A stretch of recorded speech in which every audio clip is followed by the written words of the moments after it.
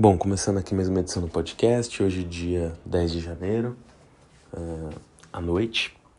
Como sempre, só relembrando, que todas as opiniões dadas aqui são apenas conjecturas baseadas em informações públicas e não se configuram como qualquer tipo de recomendação de investimento. Bom, essa semana, sem dúvida, os últimos dias, aliás, o principal tema aí de tudo, foram os acontecimentos aqui no Brasil, para o mundo todo, principalmente para quem vive aqui. Mas, como sempre, enfim, eu só vou falar um pouquinho de coisas que aconteceram lá fora, porque principalmente na China a gente teve desenvolvimentos muito importantes, eles continuam acontecendo e mexem muito no nosso país. Hoje tem uma dependência muito grande das exportações para a China, então é impossível ignorar isso. Vou falar de algumas coisas dos Estados Unidos e depois vou para o Brasil, onde a gente tem os principais acontecimentos. Bom, indo de forma rápida aqui, na China essa semana, como na verdade eu até comentei, até falei no episódio de previsões e tudo mais, eu acredito sim que vai ter uma desaceleração estrutural do crescimento chinês, não só em 23, mas para frente. Mas na verdade o governo chinês, não sei se ouviu o podcast, mas pediu truco, embora esse truco que eu tô brincando aqui, que o governo chinês pediu para o crescimento, eu tenho minhas dúvidas, na verdade, se ele só não acentua o problema que eu fiz na última edição, que é a China ter não sei se é uma crise, mas tem alguns problemas ali com a conta, a conta corrente do país mesmo, não ter déficits muito altos, os juros lá não terem que crescer um pouco. Então, eu tô olhando com curiosidade esses movimentos chineses, acho que pode ser um ensinamento para o mundo, olhar se der certo e se der errado também. De qualquer forma, o que a China fez? Ela anunciou várias medidas adicionais de estímulo e a principal delas foi cortar ali uma medida que eles haviam feito, porque a China fez uma medida ali de 3 condições que não poderiam ser ultrapassadas pelas grandes empresas de construção relacionadas a endividamento, de construção civil no caso, e seria uma forma ali até de desacelerar um pouco esse mercado que estava muito, muito aquecido. O caso Evergrande, que todo mundo viu aí há dois anos atrás mais ou menos, que o monitor ficou com medo da Evergrande quebrar e ter grandes consequências, até porque, como eu já repeti aqui várias vezes, o setor de construção civil chinês é muito maior do que em outros países do mundo. Ele é mais de 20% do crescimento do PIB chinês, é uma força motriz muito grande lá. E a China, na verdade, tomou essas medidas justamente porque esse mercado tinha crescido demais, tinha a história de cidades fantasmas, de prédios que foram construídos e não foram entregues, porque as construtoras estavam muito endividadas, de prédios que não tinham compradores, porque eles eram erguidos, mas sem se olhar oferta e demanda. Então, erguia-se um monte de prédio porque essas empresas pegaram empréstimos ou teve investimentos ali de pessoas que tinham dinheiro na poupança e depois você não tinha comprador para aquilo. Então vira-se um ciclo de dívida maluco, que inclusive para quem viu ali a crise de 2008 nos Estados Unidos relembra, porque você teve ali também diversas pessoas com 5, 6 casas e com diversas hipotecas e uma hora que ele explodiu. O cenário chinês é diferente, mas essa medida de permitir que essas empresas não precisem mais respeitar medidas que a China implementou há menos de 2 anos atrás, salvo engano, não são medidas de muito tempo, acho que elas foram implementadas em 2020, para impedir o final de 2020, que foram sendo colocadas. Então, na verdade, desculpa, se final de 2020 terão mais de 2 anos, que na verdade elas foram implementadas em 2021, perdão. De qualquer forma, essas medidas eram justamente para impedir a quebra dessas empresas, e para colocar mais nacionalidade no mercado. O tempo não passou tanto, não teve o saneamento financeiro dessas empresas e a China já liberou para elas voltarem a se endividar para puxar crescimento.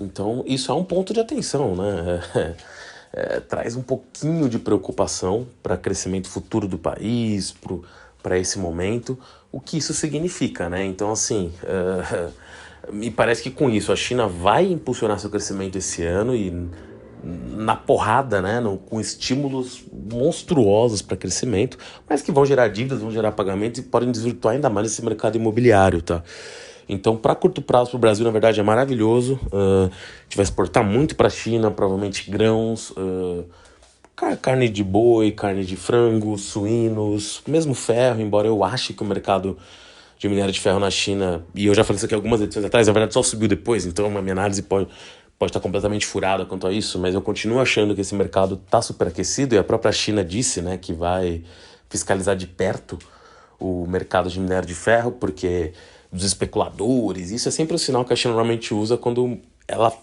diminui um pouco as compras e o minério de ferro cai, né? Então vamos ver o que acontece, mas sim, o crescimento chinês, esse potencial crescimento chinês fez todas as bolsas subirem, fez o petróleo que vinha caindo muito disparar para cima. Então, assim, gerou uma expectativa muito grande ali no mundo. E claro, se a gente vê o número de viagens já marcadas pelos chineses, realmente você tem uma retomada muito forte. Você teve sim, e ainda está tendo, um ápice de Covid lá, né, dos casos absurdo, mas aparentemente, de acordo com muitos governantes de regiões da China e de grandes municípios como Pequim, o ápice, né, o momento que vai ter maior número de casos está se passando. E sim, teve muitas mortes, infelizmente, isso não foi bem reportado, nem me arrisco a dizer quanto foi, quanto não foi. Mas o fato é que, assim como os chineses foram muito estritos com Covid-0, agora na reabertura eles também reabriram e pronto, né? E meio que, entre aspas, salve-se quem puder, e salvou-se quem se pôde. É um país gigantesco, agora principalmente, você vê essa substância substância não, desculpa, mas a lógica, né? Nessa afirmação de que provavelmente passou esse pico, porque você vê que a movimentação nas grandes cidades que tinha caído, voltou a subir, despencou quando você teve um ápice de casos, agora já voltou a subir de novo. Então provavelmente é um sinal que sim, você teve problemas seríssimos em algumas semanas ali, o número de casos estrondosos, hospitais lotados, mas provavelmente a sensação das pessoas é que esse pico já passou mesmo. Pode ser um engano, pode não ser, mas no movimento econômico chinês a gente vê uma força estrondosa que vai fazer o país crescer muito. O último comentário sobre a China, eu tinha comentado já aqui sobre os esforços do Albanese, né, o primeiro-ministro australiano, de refazer os laços com a China, e a China anunciou ali que vai voltar a comprar carvão australiano, tá? Isso também é um sinal, assim, que a China está voltando a crescer e precisa de todo o insumo que puder, mas era uma questão ali de honra também, por causa de todas as brigas que eu já falei aqui várias vezes que a China tem com a Austrália, né? Ou seja, os países nos últimos anos tiveram diversos conflitos, questões de espionagem. Então a China voltar a comprar carvão australiano é um movimento complexo, né? Um movimento até surpreendente, eu diria, com essa velocidade, né? Porque o Albanese assumiu há pouco tempo, mas demonstra aí uma nova proximidade da Austrália com a China, tá? Claro, a Austrália continua fazendo parte do Quad, tem diversos acordos militares com os Estados Unidos e não vai fazer esses acordos com a China, mas a temperatura entre os dois baixou, tá? E como eu disse, as bolsas do mundo inteiro, principalmente dos emergentes, subiram aí nesse rally chinês. A bolsa da China já subiu 20% desde do menor momento, e tudo isso até por essas questões geopolíticas que eu estou mencionando aqui, por essas mudanças nas regras chinesas, que vai ser muito complexo ver o que isso vai gerar para frente, tá? É uma coisa realmente para se analisar muito de perto os impactos em cadeia que isso pode ter. Até pelo número de países hoje que devem dinheiro para a China, se a China tiver algum tipo de problema que ela precisa cobrar esses países, os impactos são imprevisíveis. Vou falar bem mais rapidamente dos Estados Unidos, mas acho que duas coisas valem destaque. A primeira é a disfuncionalidade total da nova Câmara de Representantes, ou Câmara de Deputados americana.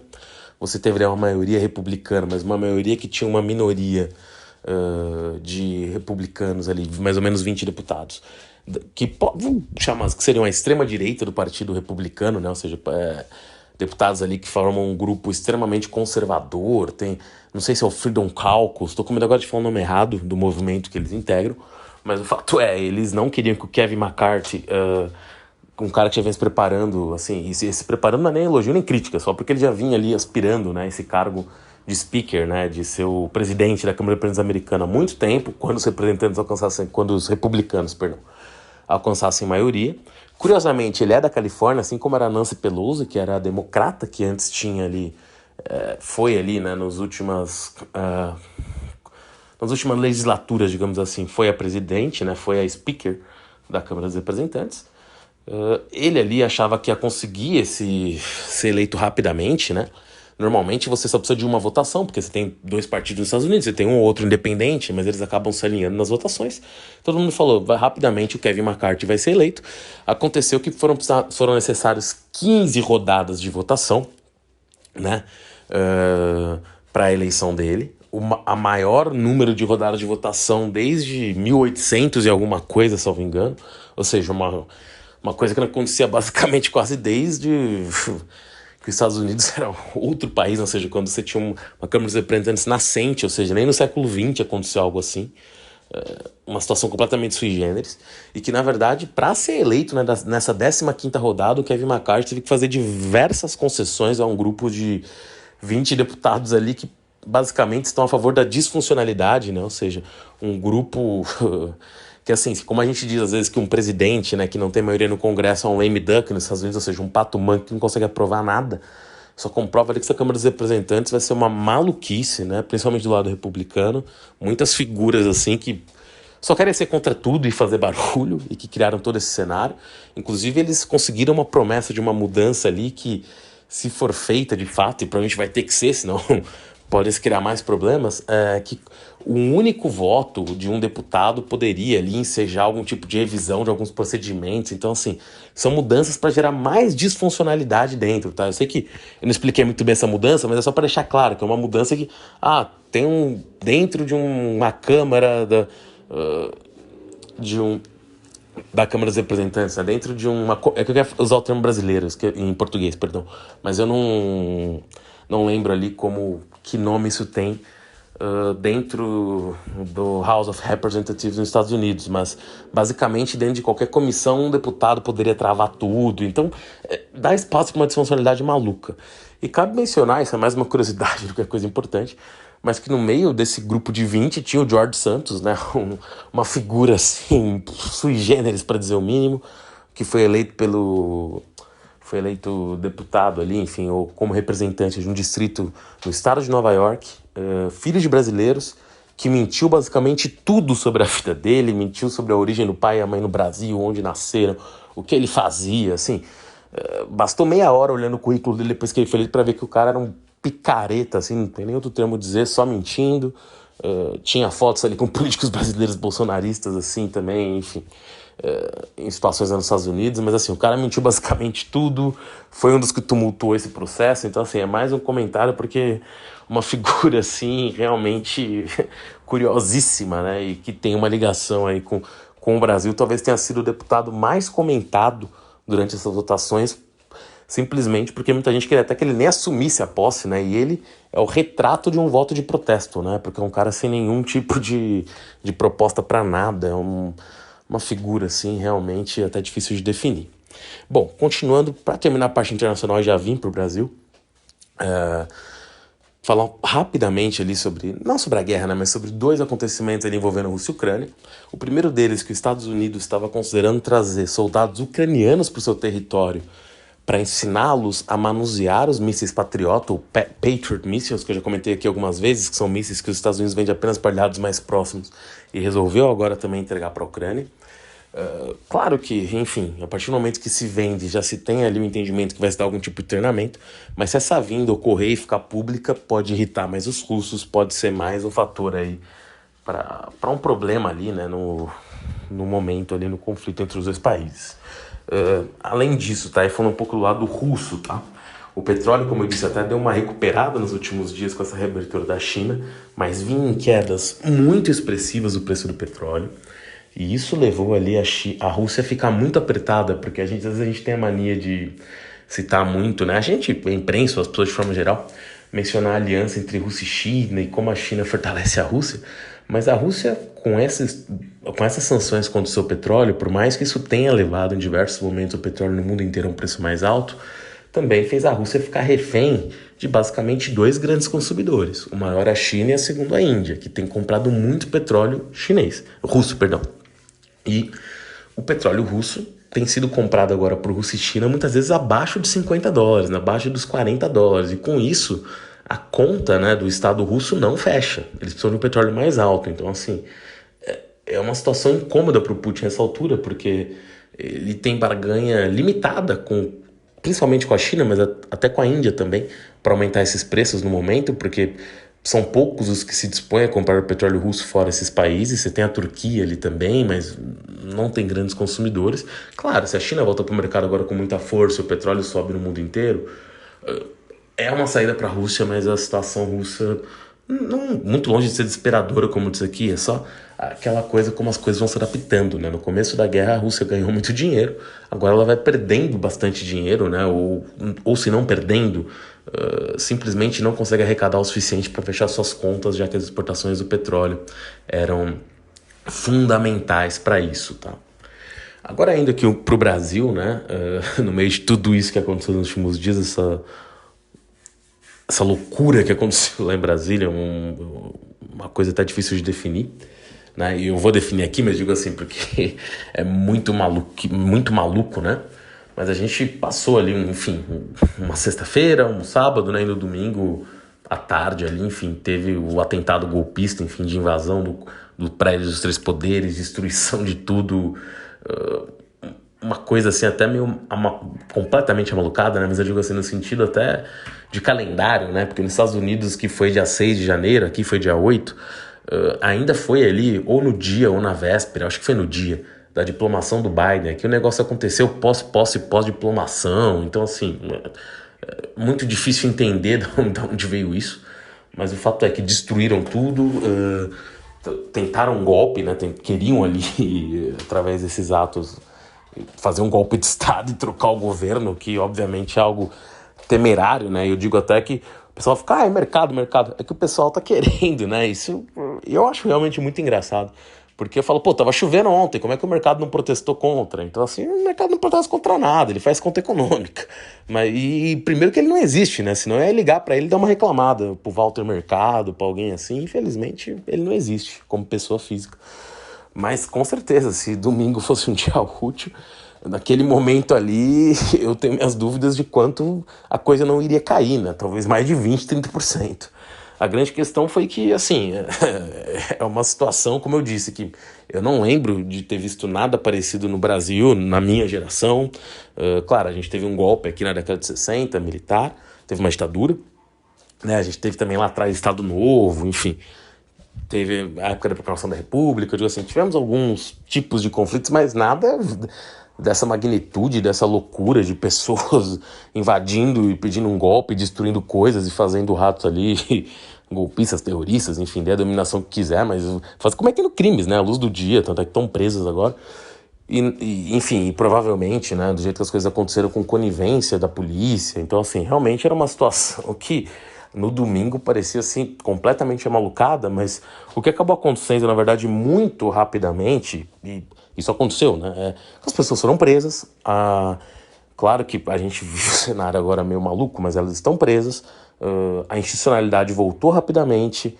A gente teve os ministros, enfim, o presidente, a atual composição do governo, rapidamente se colocando sobre a situação. Então, claro, a gente viveu uma tentativa de golpe, que é algo maluco, mas as instituições funcionaram. E, na verdade, como até o ministro da Justiça brasileiro falou, isso é um fato, e teve americanos até fazendo piada com isso, né? Nos Estados Unidos, quando você teve esse tipo de situação lá, prenderam-se pessoas depois, mas logo depois do Capitólio, do evento que vazou no Capitólio nos Estados Unidos, boa parte das pessoas simplesmente voltaram para casa que invadiram o Capitólio, né? Então, assim, literalmente pegaram e foram embora para casa. Aqui no Brasil você tem uma ou outra que foi embora, até porque era um grupo muito maior que invadiu aqui, mas tivemos um número de presos muito maior, tivemos ali um... Claro, também não era um dia, digamos, de funcionamento normal de nenhum dos prédios, mas não tivemos, até onde eu saiba, né, até onde está público, nenhum morto. Então, assim, foi uma tentativa de golpe, mas que foi, claro, as pessoas invadiram os prédios, destruíram obras de arte, destruíram coisas, fizeram aberrações, enfim, situações até difíceis de explicar mesmo, mas foram presas, né? Então, assim, o Estado brasileiro funcionou e, na verdade, tinha-se muitas dúvidas, né? E esse era o medo do funcionamento das instituições pós essa retórica, né? Que podia dar ensejo a isso. Tanto que se tinha medo, muito medo de uma situação dessas até pré-posse, né? Do atual governo, enfim, pós-eleições. Acabou que aconteceu depois, foi refreada. Então, assim, claro, isso deveria ser um puta sinal amarelo e mas a forma que o governo resolveu e respondeu, na verdade, tirou esse risco, entre aspas, né? Eu não, posso estar enganado, pode ser de outra coisa, mas não parece factível que venha outro golpe, também outro nível como posso dizer, de risco institucional tão alto. Esse foi o ponto de ruptura, foi um ponto de ruptura que foi rapidamente travado. Quando ele é rapidamente travado, sim, principalmente o estrangeiro que vai aqui e fala, nossa, que loucura esse país. Mas eu falo que quem tentou dar o golpe tá preso, que o governo tá funcionando, tá tudo rodando, eu falo, pô, na verdade esse risco que tava, entre aspas, pairando de alguma forma, agora tá sanado. Então, de forma até meio maluca, ao ver aquilo, você fala, pô, agora eu tenho até um pouco menos de medo, talvez, de investir no Brasil. Claro que eu preciso entender tudo isso ainda. Até que na segunda-feira, você começa o dia com os juros subindo, a bolsa nem caiu tanto, mas abriu caindo um pouco, mas os juros subindo muito. Porque eu falo, pô, qual o risco de eu emprestar para um país que um bando de louco invade o Congresso e tenta meter fogo nas coisas e... Porra, que é isso, né? Que mate um monte de crime, defeca dentro do lugar, que é isso, né? Só que assim, é o que eu disse, na verdade é uma coisa tão amalucada que assusta. No primeiro momento, quando você vê, você fala, tá, qual o efeito real disso? Baixo. Então você acabou tendo a bolsa voltando, você acabou tendo os juros caindo, o movimento potencial doméstico subindo muito por causa de tudo que eu já falei da China aqui. Essa semana a gente tem ali, isso na verdade eu vi até alguns influenciadores, influencers de... Ai, não sei nem como chamar, mas se é de bolsa, se é de mercado do quê, falando que a bolsa teria subido por causa disso, mas na verdade isso é uma notícia antiga, tá? Essa notícia é desde sexta-feira, que o Haddad fez um plano ali, provavelmente de corte de custos por parte do governo, e aqui não tô entrando tanto no mérito, fica a gente, não pode cortar, tem que ter disciplina, ou não tem que ter disciplina fiscal. O ponto é, eu já falei isso aqui várias vezes, o Brasil tem zilhares de isenções fiscais para muitas indústrias que são muito ineficientes e que nenhum governo teve a coragem de combater isso de forma decente. Não sei se esse vai ter também, mas o Haddad no plano dele, teoricamente, isso conta algumas receitas extraordinárias também que não estão previstas no orçamento. Como a gente viu esse ano, as receitas do governo batendo com muita frequência o previsto, provavelmente o orçamento do ano passado, desse ano, que foi feito pelo governo anterior, realmente estava mal feito. Então as receitas devem ser maiores um pouco. Deve vir algum aumento de imposto, e principalmente o imposto sobre lucros e dividendos, né, que é uma loucura não existir. Sobre dividendos, perdão, sobre lucros existe, né? Sobre dividendos, que Brasil e Estônia que não tem esse imposto, então assim, é um imposto que vai acabar entrando, né? E se a gente cortar essas isenções e realmente o valor que o Haddad está falando que seria um corte de 200 bilhões de reais, seja por receitas extraordinárias, seja por algum aumento de arrecadação extraordinário, você basicamente acerta ali o balanço brasileiro, né? E com isso você diminui a inflação, diminui os juros, e aí o país está na pruma para andar, principalmente nesse ano com a China indo tanto. Então acho que a gente já vê esse movimento na Bolsa muito forte agora, com esses ajustes, com esse movimento. Claro, fica um pouco de medo com a situação do país, tinha um papo aí talvez de alguns grupos rebeldes também, golpistas, sei lá, malucos aí tentarem fechar refinarias, mas aparentemente também já foram detidos, isso ontem ainda pela manhã. Então, assim, o que parece os grupos que tentavam criar instabilidade foram parcialmente ou totalmente neutralizados. Você tem o governo com planos na área econômica mais críveis agora. E quando eu digo crível, não é porque eu ou o mercado achamos bom, é porque agora eles existem. Porque, como eu falei aqui semana passada, o que você tinha era cada ministro dando uma ideia. Então, basicamente, eu tenho um time de futebol. Um dirigente fala que a gente vai contratar um goleiro, mas não precisa de zagueiro. O outro fala, a gente vai contratar um zagueiro, mas não precisa de goleiro. O outro fala, não, eu vou contratar um jogador jovem, porque acho que o time já é muito experiente, mas o outro dirigente fala, não, o time é muito jovem, precisa de um jogador experiente. Então nada se encaixa com nada, você fala, não tem como eu entender o que esse time vai fazer, então eu não vou apostar nele no jogo ali, desse time contra o outro, porque eu não sei nem que time vai entrar em campo. Agora está mais claro, então assim, muitas dúvidas foram dissipadas. Isso vai facilitando um pouco as coisas. Então, assim, vai ser bastante importante ver esses primeiros planos econômicos começar essa semana. Foi os dias, assim, talvez mais malucos, né, da história da República recente do Brasil, ou da democracia, né, pós a democratização brasileira, né. Foram provavelmente os dias mais malucos e assim, inacreditáveis, mas... é como eu disse, né? A institucionalidade voltou muito rápido. Isso é um ponto, na verdade, positivo de sobremaneira, né? Quando a gente teve, sei lá, eventos parecidos na África do Sul, quando tentaram prender o Jacob Zuma, foi muito... Nossa, teve dias de revoltas e quebradeiras. E aqui eu não tô comparando um evento com o outro, nem tentando equiparar, tô falando mais a rapidez com que as coisas se arrumaram. No México agora, você teve ali também a prisão do filho do El Chapo. O país está em guerra civil até agora. Então, assim, guerra civil, tô exagerando, mas tem diversas regiões do México com tiros de loucura. Então, assim, claro que aqui foi um grupo malucado tentando fazer um golpe de Estado, uma coisa... Meu Deus do céu. Mas, assim, eles estão presos, né? Essas pessoas estão presas. E muito rapidamente. Então, assim, e isso não teve, pelo menos até onde se sabe até esse momento, não teve consequências duradouras. E eu tô repetindo muito isso aqui, tô sendo até chato nessa repetição, para dizer que isso, na verdade, é um problema que foi resolvido muito rapidamente pelo governo. Isso só traz confiabilidade. Então, assim, esse é o estágio que a gente está agora. Indo agora aqui para a Bolsa, tá? Com esse cenário, digamos, de um Estado, como eu até comentei aqui por cima, em teoria mais responsável fiscalmente, né? E é o que está se desenhando. A gente tem chance, se a inflação não subir, e claro, o risco ali seria a China voltar muito forte para o mercado, mas acho que o Brasil tem chance da inflação cair, não tanto, ou no mínimo se manter. A gente tem chance dos juros caírem, os juros caindo, ou no mínimo não aumentando, enfim, que já estão altíssimos, né? A gente tem um aumento da atividade econômica e principalmente construtoras, que são construtoras, ações de varejistas, que são empresas que estão amassadíssimas em bolsa, estão valendo frações do que deveriam valer, podem ter recuperação absurda e muito rápido, e uma recuperação que, na verdade, nesse caso, sim, são empresas que estão ligadas à economia real de forma muito clara, ou seja, vai sinalizar realmente uma volta da economia brasileira aí, né, de forma mais clara, né, ou seja, uma sustentabilidade dessa volta, que a gente teve ali muitos estímulos na época eleitoral, com objetivos também, muitas vezes eleitorais, a grande maioria, e que, claro, deram algum movimento na economia, mas foi um movimento, dá um empuxo, mas esse empuxo muitas vezes o avião não decola. E a chance que a gente tem agora é de realmente fazer um movimento mais real sobre isso, né? E para isso você precisa acertar as contas, mas acertando essas contas e utilizando a pauta ambiental, que é muito favorável ao Brasil, utilizando a questão do nearshoring, a gente talvez seja uma oportunidade única dos últimos anos de fazer o Brasil andar. E, claro, isso puxa tudo.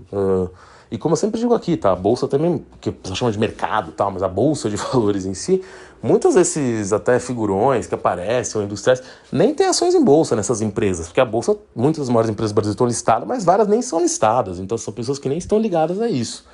Então, sim, a bolsa é uma representação das maiores empresas do país, o que às vezes não está vinculado ao que está acontecendo de fato na rua, mas principalmente nesse caso das varejistas, das construtoras, está.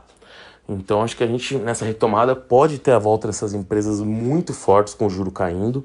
Os bancos também caíram muito, principalmente o Bradesco, podem ter algum tipo de retomada, porque a gente vinha ali alguns riscos de aumento da inadimplência muito claros que com o país mais saneado, mais claro e com a política econômica mais clara, podem acabar se resolvendo. Então acho que é um cenário que a gente tem que ter cuidado, tem que ter olhar, mas com esse empuxo chinês, mais a arrumação que está parecendo que vai surgir no país, mais uma estabilidade institucional que pareceu bastante clara, pelo menos até agora, é a chance aí do Brasil ter um bom ano, enfim, e o mercado financeiro acabar acompanhando. Bom, por hoje é só, até a próxima edição, valeu.